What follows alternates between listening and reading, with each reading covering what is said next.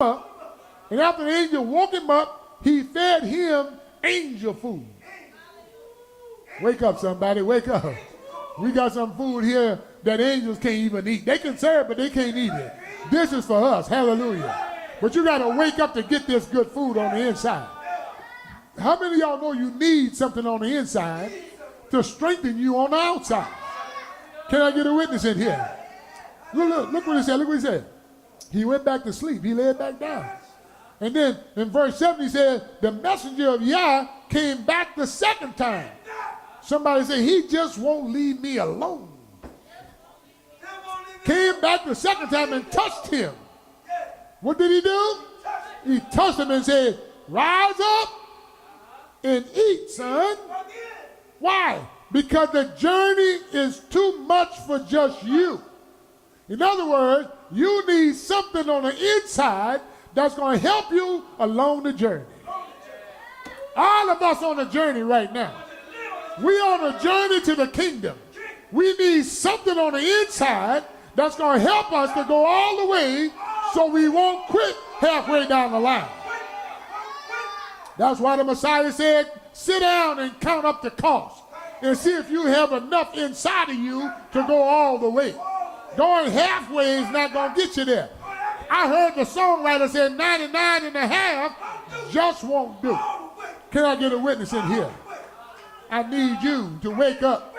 I need you to wake up, and I need you to eat, and I need you to drink. Why? Because the journey is too much for you.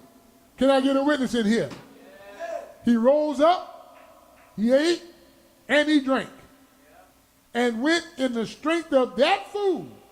What food? That cake and that water. He went in the strength of that food 40 days and 40 nights, as far as Horeb, the mountain of Elohim.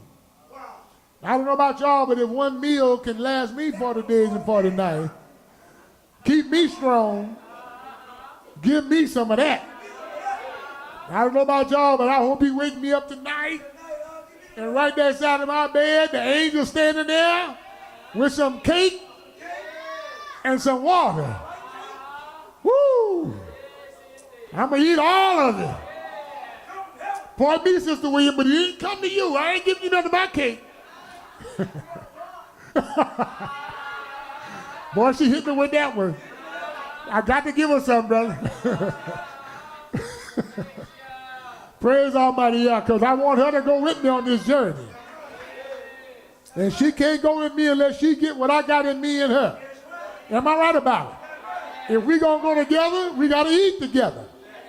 Come on, talk to me now. Don't get quiet on me. The Father talking to all of us. Isn't he talking to you? He wants us to know how to put something in you that you can't quit. Sometimes you want to quit, but you can't quit. I'm going to tell y'all something. Once you find the right, because we've been looking for a long time. I heard you this morning, Minister Johnson. We've been going from church to church and all this kind of stuff. And I was one of those people. I went from the Baptist church to the Catholic church to Jehovah's Witness to Seventh-day Adventist, from Seventh-day Adventist to Methodist, from Methodist to Pentecostal, from Pentecostal to Baptist again, back over there to Methodist again, and then I went from this one and that one and all the rest of them churches, and I said, Father, which one? I need to know which one you want me to be a preacher in. I heard him speak. You know what he said? None of them. That alone scared me. Because that's the only religions I knew.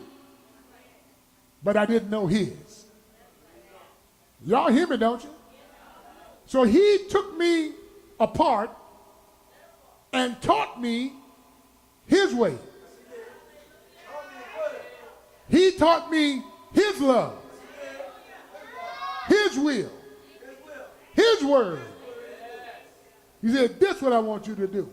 It scared me. Because I had a feeling nobody was going to hear what I'm saying. I had a feeling I was going to make enemies and not friends. I had a feeling I was going to have preaching in me, but nowhere to preach. Isn't that right? So I would preach on my lawnmower. And I would preach so hard, Brother Roland, on my lawnmower, till the next door neighbor told my wife, I ain't got to go to church. I heard my sermon today. with your husband on the lawnmower. I done preached to chickens. I done preached to my dog. I'm telling you, I done preached to trees. They didn't respond, but I preached to them anyway. Some of y'all ain't responding, but I'm going to preach to you anyway. I just thought I'd throw that in there. 1 Kings 19:4 says, he went a day's journey. Job, then we come back to Job, and Job 32 verse 18 says, I'm filled with words. Now I want you to imagine this man laying in a bed of affliction. Well, really, he wasn't laying in a bed of affliction. He was sitting in sackcloth and under sackcloth and ashes.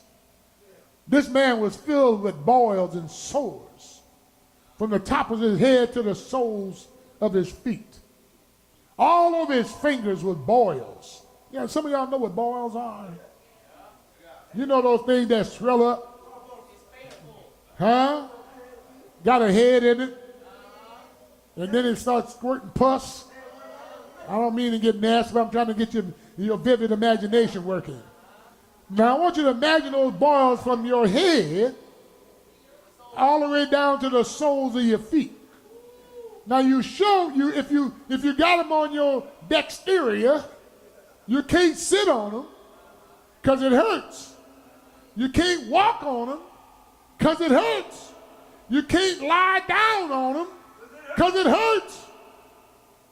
So this brother said, what I'm going to do, I'm going to sit down in these ashes.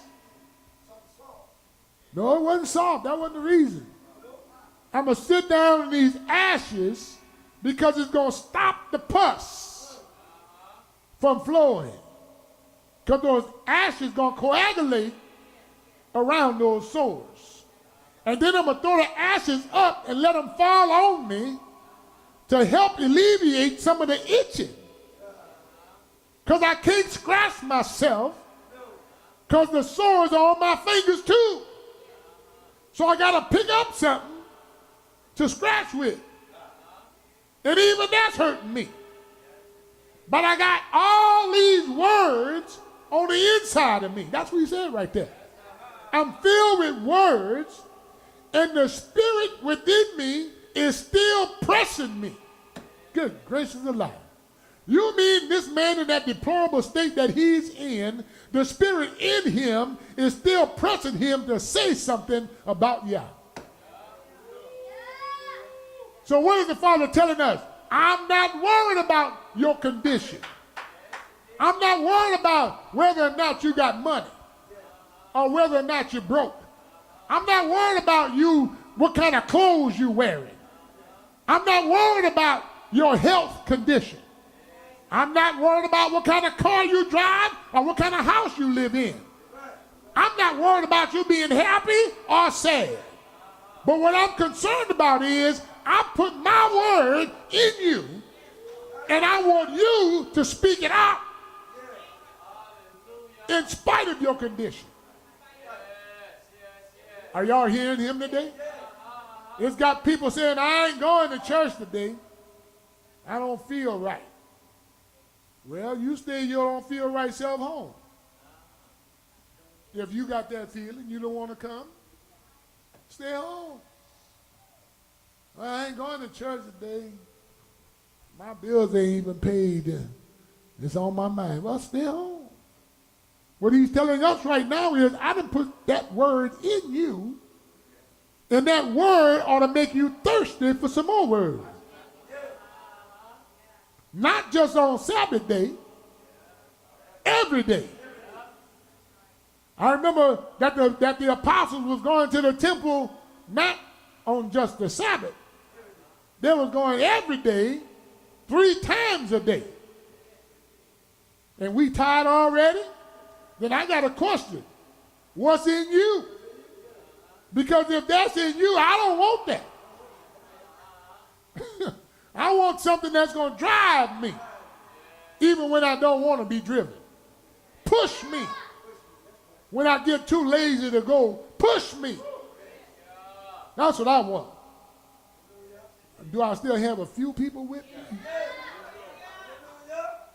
He said, see, that thing within me is pressing me. And then verse number 19 says, see, within me it is like wine not open. It will burst like new wineskins. He said, that thing on the inside of me, see, some of y'all ain't never made wine before, but let me tell you how it works. When that wine is making, it's expanding itself. Constantly expanding. So you got to vent it off. But if you don't vent it, it will blow up. Huh? You haven't had it blow up on me before. It will blow up. Are y'all hearing what I'm saying to you? Y'all getting quiet. Y'all don't understand what I'm saying? Well, let me keep going. See, when you put that wine in them new skins, it's steady swelling like this. So every now and then you got to open up the thing and let it vent out. Because if you don't, it's going to blow up on you. There's going to be too much pressure on the inside. Well, that's how we ought to feel about that word he done put inside of us. It ought to be in us, swelling up, until you got to tell somebody before you pop. Some of y'all in here might feel what I'm saying. Sometimes you just want to be quiet, but you can't help yourself. I couldn't wait till Minister Johnson gave me a chance to say something this morning. I just wanted to say something. But if he just wanted to keep on, I wasn't going to say a word. I humble myself to him because he's the teacher of the hour. Hallelujah. I'll wait till later to see if I got to wait till later, but I'm going to get it out some kind of way. Yeah, because it's swelling up on the inside.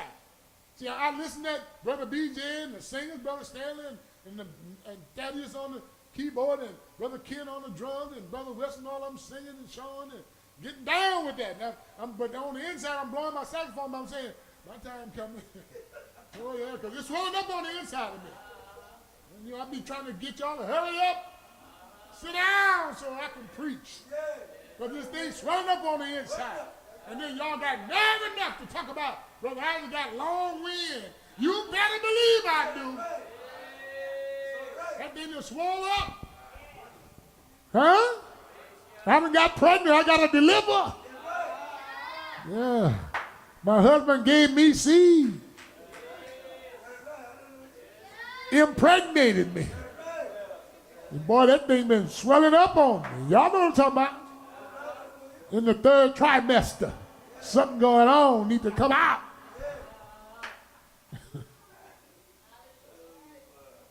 Isn't he all right? Look what Job said. Job said in verse number 20, let me speak so that I find relief. Let me open my lips and answer y'all. Who he got to answer? His 3 friends who sat down 7 days looking at him, trying to figure something out wrong about him. Then they started opening their mouth, and every time they opened their mouth, they was putting down on Job. Everything. They was, oh, you must be a sinner. The Father wouldn't do this to a saint. But how about this? Let me tell y'all what that man had on the inside of him. He has something so great on the inside of him that when the devil got through going to and fro in the earth, and the Father said, where you going? Where you been? Oh, I've been going to and fro in the earth. You ain't got yourself nothing.